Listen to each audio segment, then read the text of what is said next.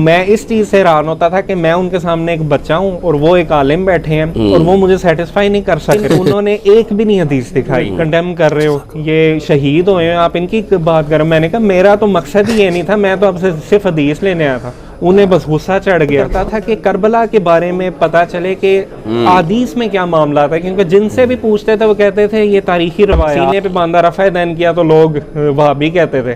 अब उससे एक अगली स्टेज आ गई कि हाथ छोड़ के पढ़ने। सच्चाई होना चाहे वो कड़वी हो या अच्छी हो, उसकी ही वर्थ होती है। अस्सलाम वालेकुम भाईजान। वालेकुम अस्सलाम रहमतुल्लाह। क्या नाम है भाईजान आपका? मेरा नाम हुसैन है। माशाअल्लाह ताला। मैं लाहौर से आया हूँ। इस इन अकेडमी में मेरा पहले भी चक्कर लग चुका हुआ, लेकिन जो पुरानी इनकी अकेडमी थी वहाँ पर मैं आया था। यहाँ इस वाली में मैं पहली दफ़ा आया हूँ। अच्छा अच्छा अच्छा। इस एकेडमी में क्या करने आए हैं ये तो बताएं हुसैन भाई। इस एकेडमी में ये करने आया हूँ कि यहाँ पे अल्लाह का जिक्र होता है। माशाअल्लाह। जहाँ अल्लाह का जिक्र हो वहाँ फरिश्ते भाप लेते हैं, तो वो फजीलत में यहाँ लेने आया हूँ। माशाअल्लाह। दूसरा यहाँ आकर ईमान बहुत मेरा बूस्ट होता है अल्हम्दुलिल्लाह। और अली भाई से तो बार बार मिलने का दिल करता है इस वजह से। अल्हम्दुलिल्लाह। अल्लाह के लिए बना। अल्हम्दुलिल्लाह जी, अल्लाह के लिए बिल्कुल ऐसा ही है। हुसैन भाई आप बताएं कि आपकी जो साबका बैकग्राउंड थी, फैमिली बैकग्राउंड जो फ़िरका था वो कौन सा था? हमारा जो हमारे बड़े थे, ज़्यादा बड़े, वो बरेलवी थे। ठीक है। उसके बाद वो आहिस्ता आहिस्ता कन्वर्ट हुए देवबंदी में। उसके बाद हमारी पौध आई। मेरी फैमिली अल्हम्दुलिल्लाह ऐसी थी जो मॉडरेट थी। मेरे अब्बू जो थे वो अब तो दुनिया में नहीं है, लेकिन वो इस तरह से थे कि वो तौहीद के बड़े पक्के थे और पीरों को जाकर एक्सपोज करते होते थे। अच्छा माशाल्लाह। खुद इतने प्रैक्टिसिंग नहीं थे, लेकिन फिर तौहीद के मामले में बड़े पक्के थे। तो उसके बाद हम इस चीज़ में इजी होते थे, हम फ़िरक़ों वालों में नहीं इतना पढ़ते थे बस। लेकिन ये चीज़ थी हमें कि जो हमें बड़े बताते थे, सिखाते थे, बस वो हम करते थे, खुद कुरान हदीस नहीं पढ़ते थे। फिर एक दफ़ा ये हुआ, मेरे भाई जो हैं वो भी एटॉमिक एनर्जी में सीनियर साइंटिस्ट हैं, हसन नाम है उनका। अच्छा अच्छा माशाल्लाह। तो वो उनके ऑफिस में ना बातचीत होती थी ये अहले हदीस और देवबंदियों की बहसें। तो ये इंटरेस्ट इनको हुआ और ये सुनना शुरू हुए उन्हें कि मतलब ये क्या इनके बीच में बातें और क्या मसले हैं। उससे इनको ये चीज़ क्लियर हुई कि नहीं, हमें दलाइल से चीज़ लेनी चाहिए, ये नहीं कि जो बड़े कह दें हम बस वो सुना कर आगे मामला चलें। उनसे फिर ये हदीस की तरफ आए, फिर वो हदीस घर लेकर आए, बुखारी मुस्लिम की किताबें, वो फिर हमने खुद पढ़ना शुरू की। फिर मेरी जो बहन है उन्होंने मुझे कुरान तर्जुमे से लगाया। मैं अल्हम्दुलिल्लाह बचपन से तर्जुमे से कुरान पढ़ रहा हूँ माशाल्लाह। तो वो पढ़ते पढ़ते अल्लाह ने उसी के ज़रिए अल्लाह ने हिदायत दी कि हक बात जहाँ पर भी हो वो ले लेनी चाहिए। फिर हदीस पढ़ना खुद शुरू हुए। मैं फिर जब पढ़ी, फिर मैं मस्जिदों में खुद गया। उस वक्त मैं जाकिर नाइक को सुनता था, शेख तौसीफ रहमान को सुनता था, अहले हदीस के जितने थे उनको सुनता था, क्योंकि जब ये नई नई चीज़ पता चली। फिर मैं देवबंदी और बरेलवियों के पास गया कि ये हमें रफ़ा दैन की हदीस दिखाते हैं, आप हमें एक तर्क रफ़ा दैन की दिखा दें हदीस, वो एक ही हदीस सबको मनसूख कर देगी। तो उससे हमें भी तसल्ली हो जाएगी कि अच्छा ऐसा मामला है कि नहीं है। लेकिन उन्होंने एक भी नहीं हदीस दिखाई और मैं इस चीज़ से हैरान होता था कि मैं उनके सामने एक बच्चा हूँ और वो एक आलिम बैठे हैं और वो मुझे सेटिस्फाई नहीं कर सक रहे, एक हदीस भी नहीं बता सक रहे। और वो उनके एकदम पहले सुनते रहे मेरी बात, फिर एकदम उन्हें गुस्सा चढ़ना शुरू हो गया। कहते हैं कि आप किस मामला में पड़े हुए हैं। अच्छा। तो मैंने कहा नहीं, पता तो चलना चाहिए ना, नमाज एक बेसिक चीज़ है, उसका हमें तरीका, वो अहले हदीस हमें इतने दलाइल देते हैं, आप एक दे दें ताकि मसला ख़त्म हो।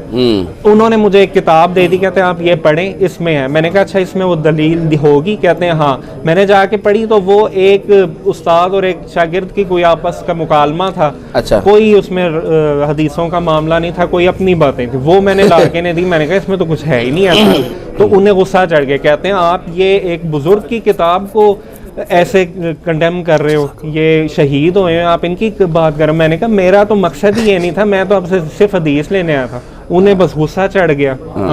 वो बातें उनकी उस तरह से हो गई और उन्होंने कहा कि नहीं ये आप, उन्होंने फिर एंड पे अपनी असलियत बताई। पहले कहते हैं कि हम ये नहीं करते कि इमाम अबू हनीफा की बात अगर मुखालिफ हो कुरान हदीस के तो हम फिर भी उनको लें। लेकिन ये डिस्कशन के एंड के बाद 2-3 दिन के बाद मेरी होती रही थी डिस्कशन, उसके एंड पे उन्होंने एंड पे बोल दिया कि नहीं हम हनफी हैं, हम इस तरह से मामला लेके चलते हैं। उससे फिर मुझे क्लियर हो गया अच्छा कि नहीं, यानी यहाँ पे दरवाज़ा बंद है।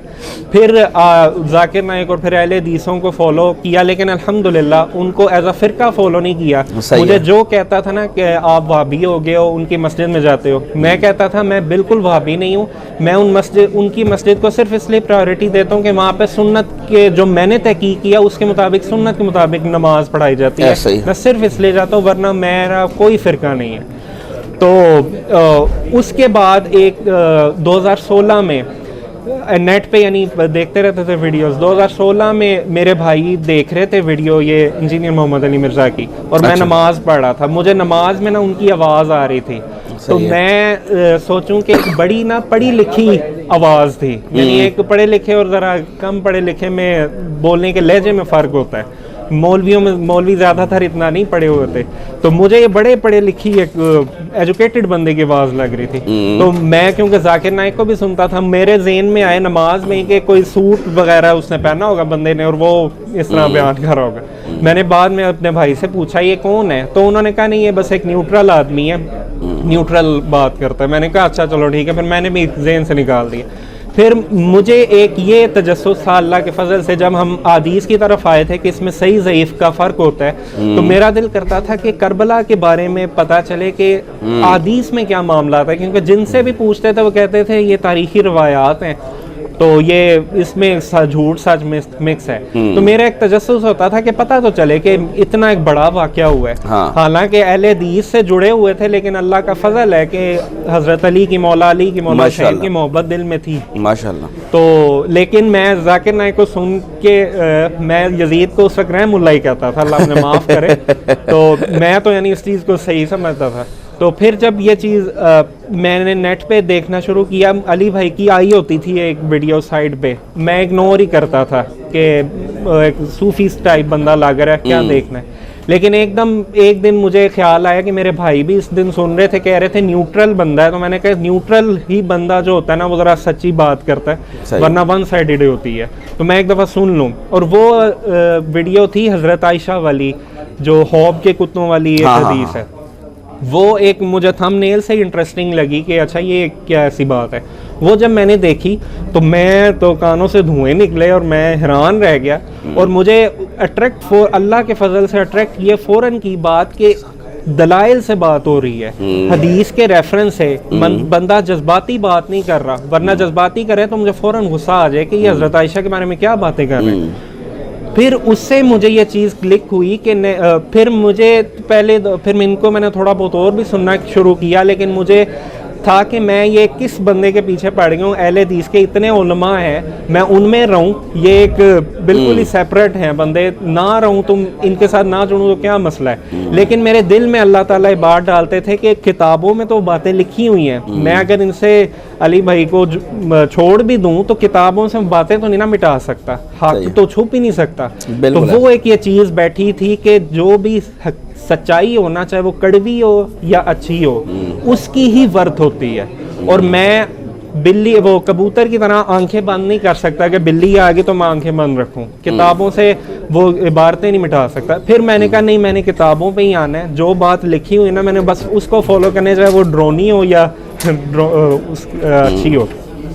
फिर मैंने ये चीज़ें जानना शुरू की और मुझे ये पता चला कि माशाल्लाह इनको ये तौहीद में बड़े पक्के हैं, हदीस में इनका सही और ज़ईफ़ में सेंसिटिविटी बड़ी ज़्यादा है, यानी एक तहकीकी बंदे हैं, एक ज़रा मॉडरेट से भी नहीं है उस तरह में। फिर करते करते अल्हम्दुलिल्लाह अल्लाह ताला इस तरफ लेके आया। लेकिन अब भी मैं इंजीनियर साहब को सबसे ज़्यादा मोहब्बत करता हूँ, इनको दुआएं देता हूँ, इनको सबसे ज़्यादा सुनता हूँ, लेकिन फिर भी इनकी तकलीद नहीं करता मैं। जी बिल्कुल सही, तकलीद अल्लाह और उसके रसूल, ऐसे ही है जी, तकलीद तो करने का है ही नहीं ना, हम इनके सिर्फ स्टूडेंट हैं। बिल्कुल स्टूडेंट, जो गलती लगेगी उसको एतराज़ भी करेंगे, इख्तिलाफ करेंगे।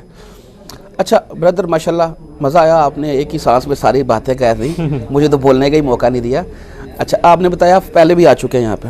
जी ठीक हो गया, चले जी बहुत अच्छा लगा। अब आपकी जो फैमिली का स्टेटस है वो क्या है? वो अल्हम्दुलिल्लाह वो भी ऐसे हैं कि हक बात को मानते हाँ, हैं। ले रहे हैं। मेरे भाई को भी फिर मैंने बताया कि ये बंदा अच्छी बातें करता, वो भी अल्हम्दुलिल्लाह इनको सुनते हैं। हम अब नई नई जो चीज़ें हमें पता चल रही हैं उसको हम फैमिली तो परफॉर्म कर रही है। माशाल्लाह। पहले मैं देखता था कि पहले तो हम नीचे हाथ बांध के नमाज पढ़ते थे। एक दफ़ा मैं शीशे में खड़ा ऐसे ही मैंने सोचा कि अगर मैं औरतों की तरह सीने पे हाथ बांधूंगा कैसा लगूंगा। मुझे पता ही नहीं था, बाद में मैंने सीने पे ही बांधा जब हदीस पता चली। और जब सीने पे बांधा रफ़ा दैन किया तो लोग वहाबी कहते थे।